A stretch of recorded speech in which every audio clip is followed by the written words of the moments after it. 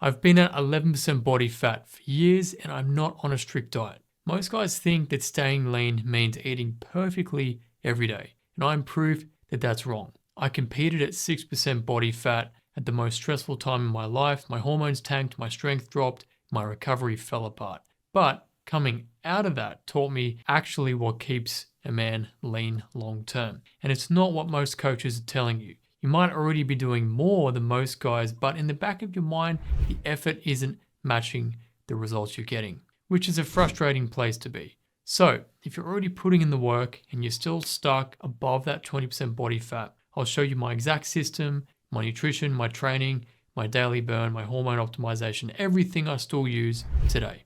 So getting to 6% body fat is not an achievement. It's actually a warning sign. When I did this, I was working 50 plus hours a week and dealt with more stress than I have in my whole life. And so to get to 6%, I was training 5-6 days a week, sometimes twice a day, and doing cardio every single morning, eating the same boring meals 4 times a day, literally the same meal, and cutting calories lower every time things stalled. Did it work? Well, obviously I got shredded, but here's what else came with it.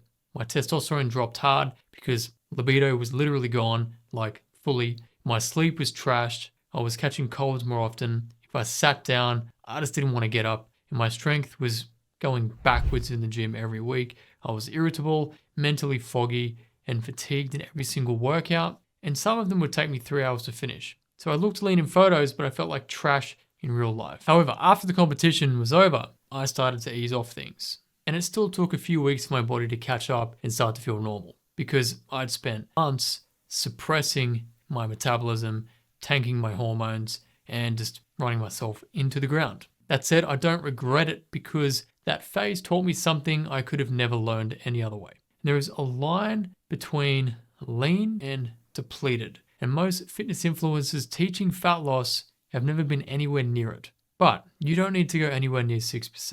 However, you need to understand what that experience revealed for me about how the body actually works, because that's the foundation that everything else my system is built on that I'm about to break down. And it starts with one key variable that controls pretty much all of it. So everything I'm going to show you sits on top of one thing. It's not your macros, it's not your meal timing, it's not whether you eat carbs or you cut them out. It is your energy balance. The reason I started to fall apart at around that 6% body fat wasn't just because I was too lean. It was because I'd been running a massive calorie deficit.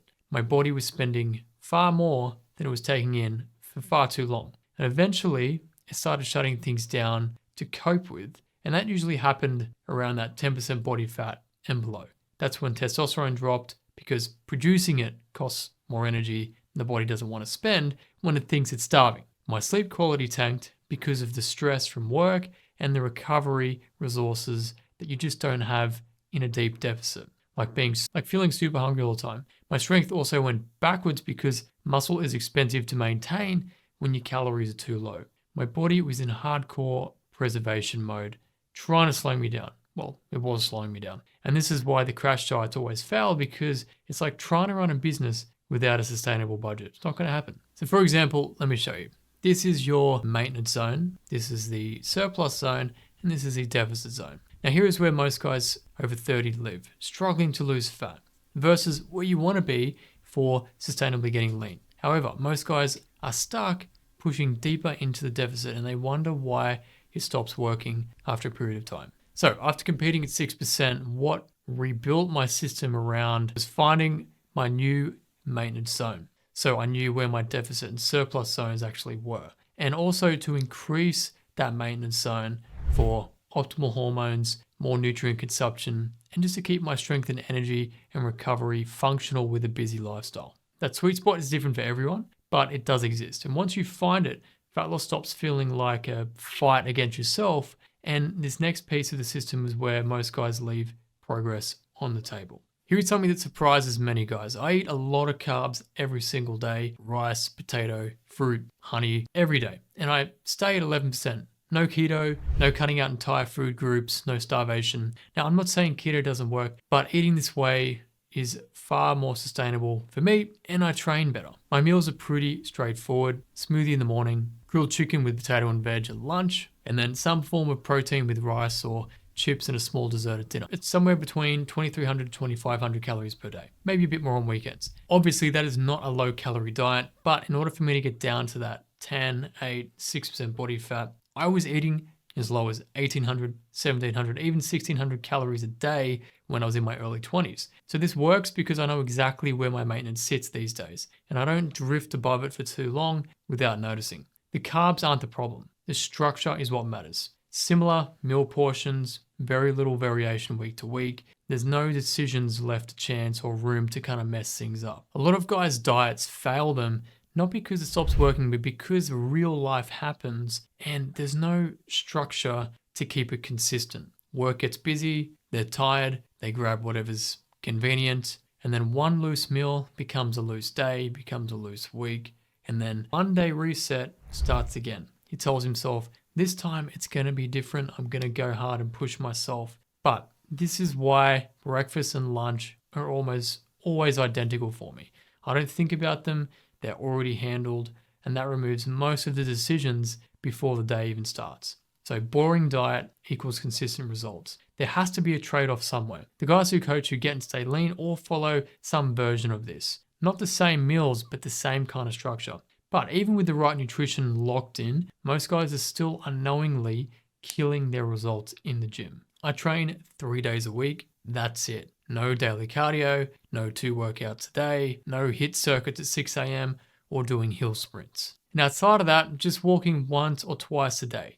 Nothing super structured. And I'm stronger now than when I was training 5 or 6 days a week. Now here's what I learned. The less you go, the more you want to go to the gym. The more you go, the less you want to go. So when you're training 5 or 6 days a week, workouts just start to become a grind. Your recovery suffers, your motivation drops. But 3 days gives you a full recovery between sessions. Every workout you show up feeling fresh, motivated, and able to push hard. So the quality over quantity works every single time. The other thing that most guys miss is schedulability. 3 sessions a week fits pretty much into any lifestyle. Even the busiest CEOs I've worked with have been able to do that. Busy weeks, travel, family commitments, it's all easy to protect those 3 slots, especially if you're working out at home. But it's nearly impossible to protect 5 or 6 workouts a week because something gets in the way. How are you going to catch up? So when you train less, but train heavy and progressively, the muscle you build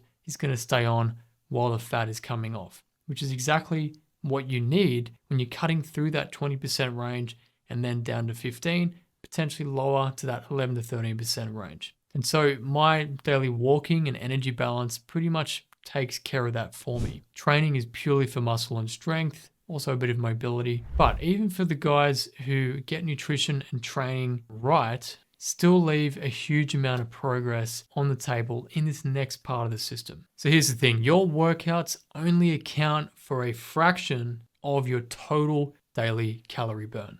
And so what actually moves the needle is what you do for the other 23 hours in the day, or at least when you're awake. I track my total calorie burn using the Oura Ring, and my daily target is about 2,500 calories. And that doesn't come from workouts. That's a total for the whole day. So the thing is, 1 to 2 very highly active days a week isn't going to compensate for sitting on your ass for all the rest of the time. Your weekly average is what's going to determine whether your fat loss is going to move or not. So this is why I walk every day. It's not always perfect. It could be in the backyard, around the street, or even around the living room or the kitchen, carrying the little baby. It's not just to get fit, but to keep my average consistent. And the low intensity walking doesn't wreck your recovery or spike your hunger like intense cardio does, because it's primarily burning off glycogen. However, if your fat loss is stalled, a quietly inconsistent burn rate could also be why. So even with a clean diet, the deficit is going to disappear without you noticing. If you're serious about getting to that 15% and staying there, this isn't optional. It's a difference between the guys who get there and the guys who spin their wheels for another year, looking and feeling the same and being frustrated with it. But there's another factor that quietly wrecks fat loss for guys who work hard and carry a lot of stress, even when they're training hard and eating super clean. So when my sleep was wrecked during that 6% phase, everything else sucked. I was hungry all day, weaker in the gym, very hard to focus on my work and be productive. I felt more anxious and more stressed. And the worse the stress got, the worse the sleep got, and just became this negative spiral. And that's not a motivation problem, that is a physiology problem. Poor sleep spikes your hunger hormones, tanks recovery, raises your cortisol, and makes fat storage a whole lot easier and harder to lose. So these days, sleep is non-negotiable. 8 hours in bed, 90 minutes of deep sleep minimum to 2 hours of REM sleep is the optimal target. No food 3 hours before bed, no cortisol spiking TV shows, and then maybe 10 to 20 minutes of meditation before getting into bed. Cold bedroom, somewhere between 20 to 21 degrees Celsius, around about 69 to 70 Fahrenheit. Mouth tape, eye mask. So sleep is this one recovery tool that costs like nothing, but fixes almost everything. And this chart here shows how cortisol can affect your key sleep hormone, which is melatonin. If cortisol stays elevated into the night, melatonin will get suppressed. And that is what's going to kill your deep sleep in the first half of the night. The other piece to this is your blood work. See, I didn't test my hormones at 6% and I regret not doing so. Now I check my testosterone, my thyroid, insulin, cholesterol, immune markers, and a whole bunch of other stuff pretty much every year. But when I ask most guys, none of them can remember when their last blood test was. And when they do get one, the doctor usually says, "Oh, you're fine, just come back when things get worse." That is negligence at best. Surviving and optimal are not the same thing. And most men have no idea why their testosterone is sitting at the low end of what is the normal for the mass population, which is far too low. And it's quietly affecting their energy, their drive, their ability to build muscle. And instead, age gets all the blame when this could be fixed. There's a significant difference between the hormone levels that won't kill you yet and the hormone levels that will let you build muscle, burn fat, sleep deeply, and perform at your best every day. The good news is most of these markers naturally improve once you get down to that 15% body fat mark. And this is something I go through with every client in detail because most men were never taught what the optimal actually looks like for their inner health, especially after 30. Get this right, everything else works much better. Sleep, energy training, fat loss gets easier. And there is one more piece that ties this whole system together that most guys never think about until it's already too late. After my last bodybuilding competition, the pressure was off. And that is actually the most dangerous part to be in, even for guys who never actually compete. When you're at your leanest and you've been disciplined for so long, the temptation is to just let go. No more deadlines, no more reason to be strict. And I've seen guys do exactly that. And they just blow up in weeks and they lose all the drive to fix it. I see this pattern constantly with guys who've tried extreme cutting phases before reaching out for help. They go hard, fall apart, lose control, end up further back than when they started. I didn't want to do that. But I also had to accept that staying at 6% body fat was not a livable place to be for a man trying to grow my own business, also who wanted a family and didn't want to compete ever again. So I reversed it deliberately. It took about 12 weeks because I had to keep the diet at still 90% clean and gradually increase carbs and fats. Only when it felt like my hunger levels were starting to limit my training progress. And that was a key signal to give me a bit more energy. I wasn't trying to lose fat anymore. I was strategically rebuilding my maintenance zone, which I wanted to be as high as possible. The hardest part wasn't actually the food though. It was the mental adjustment to not being shredded in the mirror every day. You know, watching your veins and your muscle striations just soften up when you've been super lean and ripped on stage. It kind of feels like you're losing something. But within a month, all the good stuff came back. Strength, the muscle pumps were huge. Libido was back online. Sleep improved. I stopped feeling permanently cold all the time. And my immune system was strong again. And that's when I realized what optimal actually feels like and how shredded doesn't. That 11 to 30% body fat is the sweet spot I've found that I've been able to maintain for 10 years. And building the system to not just get there, but actually stay there is what this last part is all about. So staying at 11 to 30% isn't complicated, but a few things cannot slip. And this includes a consistent food budget. I know where my intake sits And if things start to loosen a little bit, then I just shave small amounts off each meal across the day.